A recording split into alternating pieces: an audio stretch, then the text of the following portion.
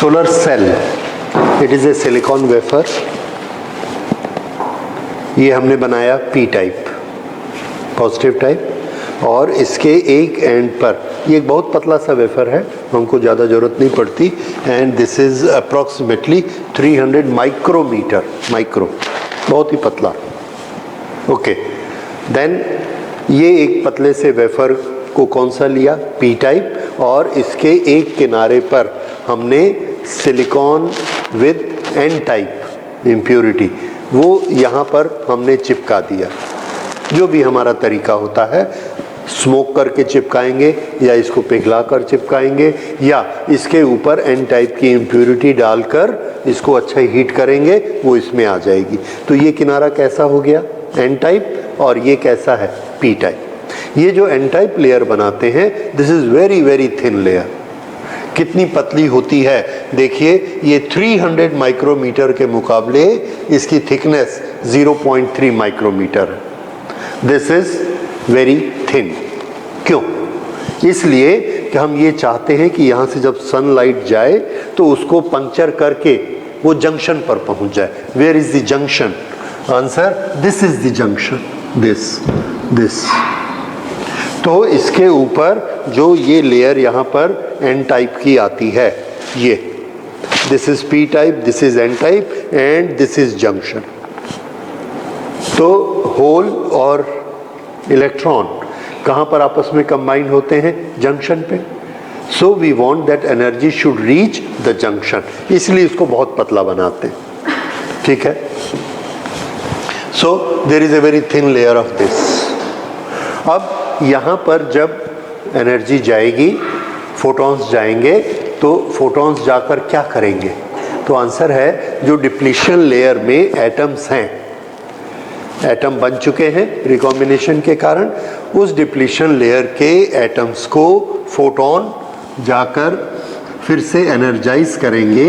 ये एटम यहाँ पर फोटॉन आया 1 2 3 4, ये जब आकर इसको स्ट्राइक करता है तो ये कन्वर्ट हो गया 1 2 3 एंड 1 इलेक्ट्रॉन। इस एक का एक होल और एक फ्री इलेक्ट्रॉन बन गया। क्यों? इसने एनर्जी दे दी एक इलेक्ट्रॉन को। अब इसके पास कौन कौन से चार्ज हैं, पॉजिटिव और नेगेटिव। ये दो चार्ज हैं, ओके।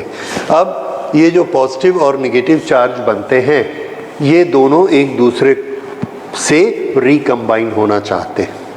तो हम क्या करते हैं कि यहाँ पर ये इसका टोटल व्यू है, और अगर इसका सामने से सिर्फ आप देखेंगे तो ये आपको ऐसा दिखेगा।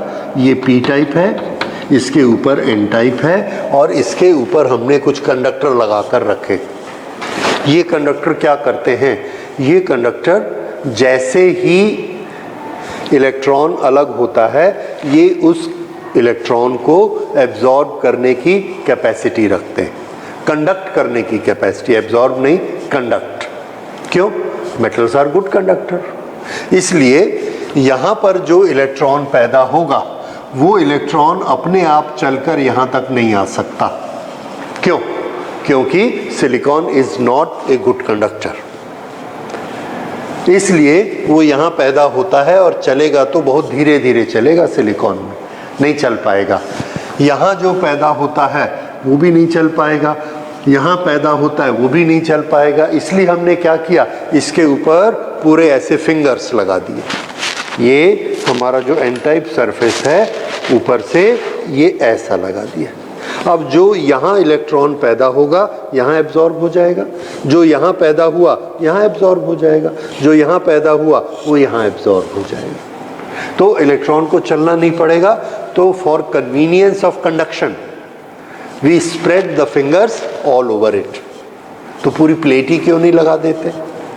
पूरी प्लेट हम नहीं लगा सकते क्योंकि इसी सरफेस पर हमने सनरेज को भी डालना है। अगर हम पूरी प्लेट लगा देंगे तो क्या होगा, सनरेज नहीं जाएंगी तो इलेक्ट्रॉन रिलीज नहीं होंगे। तो हमको सनरेज भी डालना है और इलेक्ट्रॉन भी एब्जॉर्ब करने हैं।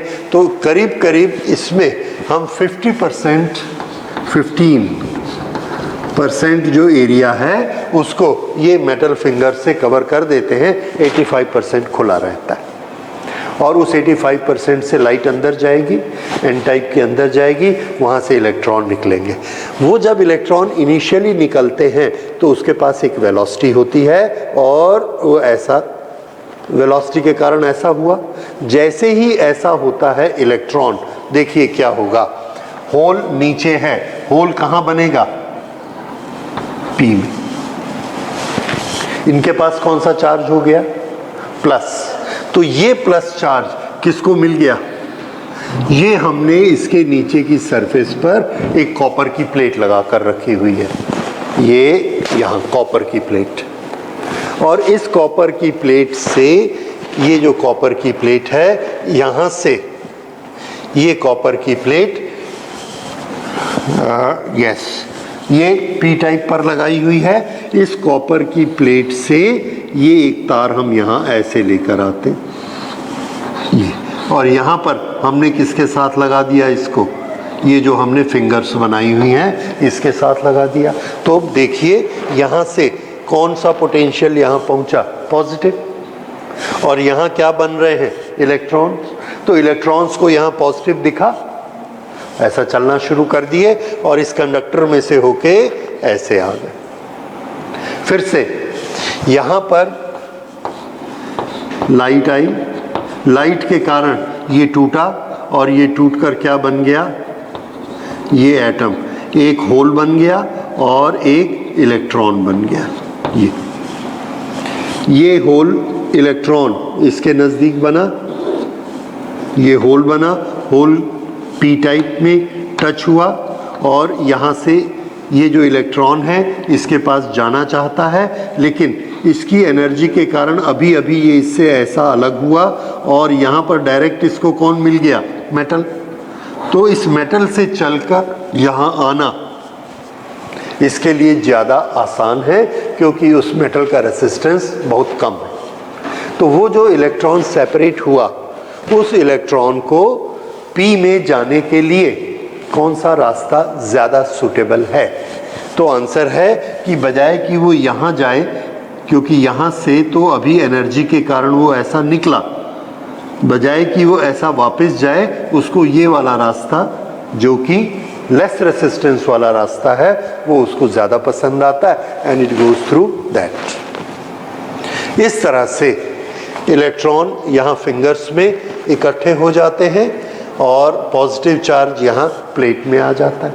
अब एक तरफ पॉजिटिव एक तरफ नेगेटिव, ये एक सेल बन गया और इस सेल को जब हम ऐसे कनेक्ट करते हैं तो इलेक्ट्रॉन यहाँ से चलना शुरू कर देते हैं और उनको उस समय सन रेज चाहिए और उस सन रेज के कारण ही एनर्जी मिलती है और एनर्जी के कारण ही इलेक्ट्रॉन इसमें से ऐसे सेपरेट होता है, राइट। इसके पास इतनी एनर्जी होती है कि ये वापस नहीं जाएगा क्योंकि इसके पास सन से एनर्जी मिली, उस एनर्जी के कारण ये अलग हुआ। अब ये एक पॉजिटिव ढूंढता है तो इसको पॉजिटिव कहाँ मिलता है, मेटल में, ये मेटल में। और मेटल में पॉजिटिव कहाँ से आया, तो यहाँ से लेके आया। इस तरह से इसका सर्किट कंप्लीट होता है और ये इलेक्ट्रॉन ऐसे चलते हैं। तो इधर से सनरेज से जो इसको एनर्जी मिली, वो एनर्जी जिससे ये यहाँ पर चलता है, that is it's EMF, electromotive force. वो इसका फोर्स बनता है, वो इसकी एनर्जी बनती है। उससे जब ये चलता है तो यहाँ पर हमने जो भी लोड लगा कर रखा है, भले वो हमारा एलईडी हो, भले हमारा कैलकुलेटर हो, कंप्यूटर हो, जो भी हो, उसमें जाकर ये उस एनर्जी को कंज्यूम करेगा और वो एनर्जी हमको मिलती है। बैटरी है तो यहाँ पर बैटरी को चार्ज कर देगा, एलईडी है उसको जलाएगा, but we are getting energy. Electron ने दौड़कर ये एनर्जी दी है, इसलिए इसका नाम क्या है, इलेक्ट्रिकल एनर्जी। और ये क्या बन गई, इलेक्ट्रिक करंट। अब चूंकि इलेक्ट्रॉन ऐसे जाएगा इसलिए करंट की डायरेक्शन कैसी मानी जाएगी, opposite. So this is the direction of current from P to N. ठीक है। So now what is the construction, P type silicon with a very small layer of n type. It is so thin that light can pass through it. The light will reach the junction. At the junction atoms are separated into holes and electrons. These electrons and holes, they are separated. Because of these holes, the potential of this copper plate become positive. This is connected with the fingers. ये silver के fingers होते हैं, metal fingers. So they become positive and they attract electrons. तो ये electron इधर attract होके इसके पास चले जाते हैं. And then they go to positive side through this. On the way, whatever is the load, they keep on working on that load. That is how we get the work done and that is how we get the current flowing in this. और यहाँ battery लगाएंगे तो battery charge होते जाएगी and we will collect solar energy in the batteries. So this is how solar cell work. ये आपने इसका सामने का डायग्राम देखा. यहाँ से ये आते हैं और यहाँ तक जाते हैं. यहाँ पर ये टूटकर ये दो बनते हैं. दिस गोज हियर, क्योंकि ये जो P बनेगा, इस P में पॉजिटिव चार्ज ये यहाँ तक आ जाएगा इस मेटल से और इलेक्ट्रॉन को खींच लेगा. अब इस सर्किट को अगर हम ब्रेक कर दें तो क्या होगा? अभी भी ये आ रही है लाइट होल क्रिएट कर रही है, इलेक्ट्रॉन क्रिएट कर रही है. तो इनके बीच में, इन दोनों के बीच में एक पोटेंशियल डिफरेंस क्रिएट हो जाता है. वो जो पोटेंशियल डिफरेंस क्रिएट होता है उस समय करंट कितनी फ्लो हो रही है? 0. तो हम इसका एक डायग्राम बनाते हैं. This shows the current and this shows the voltage V. तो करंट जिस समय 0 होती है, the circuit is switched off, उस समय सब इलेक्ट्रॉन यहाँ पर हैं, होल इधर हैं, पोटेंशियल डिफरेंस तो है लेकिन करंट नहीं है. तो जब करंट 0 होती है इतना पोटेंशियल डिफरेंस है. ठीक. अब हमने क्या किया? इन दोनों को जोड़ दिया, विदाउट लोड जोड़ दिया.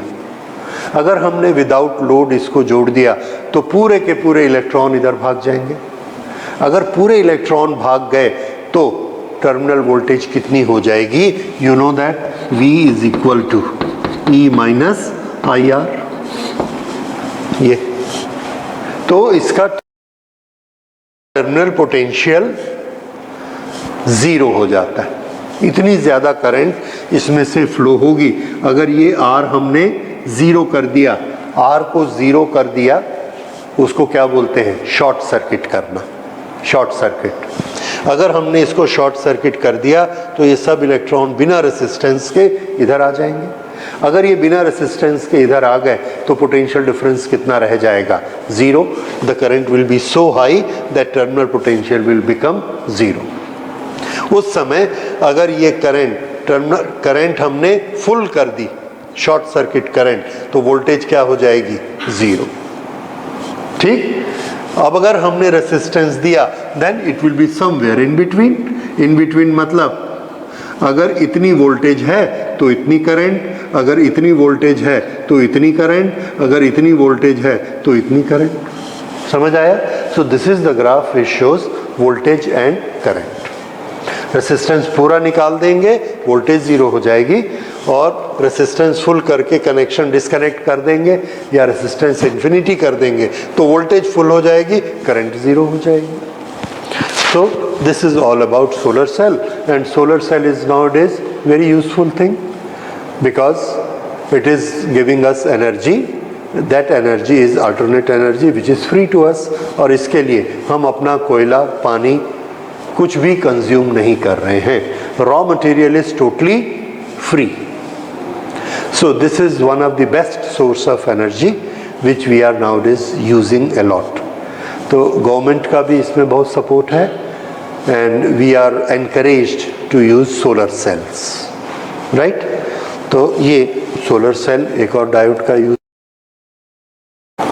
सोलर सेल में हम कौन सा सेमीकंडक्टर यूज़ करते हैं? क्या हम अगर हाई एनर्जी गैप वाला यूज़ करेंगे तो क्या हमको ज़्यादा वोल्टेज मिलेगी या कम वोल्टेज मिलेगी? कौन सा यूज़ करना चाहिए? तो आंसर है हमको वो यूज़ करना चाहिए जिससे सन से आने वाली एनर्जी हम ज़्यादा से ज़्यादा यूज़ कर सकें। तो हम क्या पूछते हैं सन से कि तुम जो हमको 1000 फोटोन दोगे, उस फोटोन में कितनी एनर्जी है। फोटोन में जितनी एनर्जी होगी उतना एनर्जी गैप वाला सेमीकंडक्टर हम यूज़ करेंगे, तो वो फोटोन उसमें मैक्सिमम एनर्जी हमको निकाल के देगा। अगर सन से हमको फोटोन आता है 2 इलेक्ट्रॉन वोल्ट का और हमने लगाया है सेमीकंडक्टर 3 इलेक्ट्रॉन वोल्ट का, तो क्या वो उसमें करंट, क्या वो उसमें इलेक्ट्रॉन को जंप करा पाएगा? नहीं करा पाएगा, क्योंकि फोटोन के पास कितनी एनर्जी है, 2 इलेक्ट्रॉन वोल्ट, और जंप करने के लिए इलेक्ट्रॉन को कितनी देनी पड़ेगी, 3 इलेक्ट्रॉन वोल्ट, तो हमारा सोलर सेल काम नहीं करेगा। फिर से हमने एक लगाया सोलर सेल जिसमें एनर्जी गैप है, बैंड गैप है 0.6 इलेक्ट्रॉन वोल्ट, वहाँ से एक फोटोन आता है 2 इलेक्ट्रॉन वोल्ट का, और आता है और उसने ये 0.6 वाले को निकाल के होल से इसको सेपरेट कर दिया। अब जब ये यहाँ से चल के आता है तो ये यहाँ हमको कितनी एनर्जी देगा, 0.6 की 2। इसको निकालने में कितना खर्च किया फोटोन ने, 0.6, तो ये हमको वापस कितना करेगा, 0.6। तो उस फोटोन का जो 2 इलेक्ट्रॉन वोल्ट वाला आया था उससे हमने कितनी एनर्जी ले ली, 0.6। बाकी वो हीट में कन्वर्ट करेगा या जो भी करेगा, लेकिन इलेक्ट्रॉन हमको कितनी एनर्जी देगा, 0.6, तो हमने उसकी एनर्जी वेस्ट कर दी। हम चाहते तो उससे कितना ले सकते थे, 2 इलेक्ट्रॉन वोल्ट। तो हम पहले ये चेक करते हैं कि सन से हमको जो रेडिएशन आता है उसके जो फोटोन हैं उसके पास एनर्जी कितनी होती है। तो सन से जो फोटोन हमको आते हैं उनके पास एनर्जी मिक्स्ड होती है, कुछ फोटोन के पास कम और कुछ फोटोन के पास ज़्यादा। तो हमने ये देखा कि सन से जो रेडिएशन आएगा उसकी एनर्जी इस तरह से होती है, और ये नंबर ऑफ फोटॉन्स हैं और ये उसका एनर्जी है।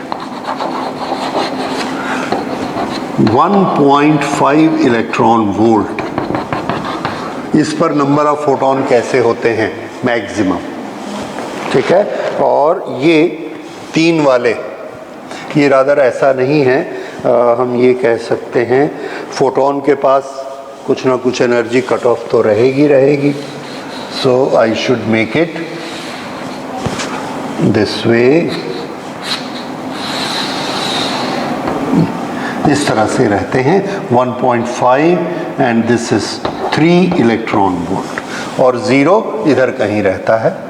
एनीवे, तो सबसे ज़्यादा कौन से होते हैं, 1.5 इलेक्ट्रॉन वोल्ट। और सिलिकॉन का बैंड गैप आपने नोट किया है, 1 पॉइंट कितना है, समथिंग लाइक दिस, 1.6, इससे बिल्कुल मैच करता है। इसका ये मतलब है कि कौन सा सेमीकंडक्टर उससे मैक्सिमम पावर ड्रॉ करने के लिए अच्छा रहेगा, तो आंसर है सिलिकॉन अच्छा रहेगा, क्योंकि उसको 1.5 1.6 चाहिए, और इसमें सबसे ज़्यादा फोटोन किसके होते हैं, 1.5 1.6 इस रेंज की। So silicon is the best for making solar cells. समझ आया? और अगर इसमें हम 3 इलेक्ट्रॉन वोल्ट वाले लगाएंगे तो वो बहुत कम एनर्जी ले पाएंगे ऐसा। तो मोस्टली हमारे सोलर सेल कितने वोल्ट के होते हैं, 1.5 इलेक्ट्रॉन वोल्ट करके वो बनाए जाते हैं, ठीक है। So this is all about solar cells and their applications. Thank you.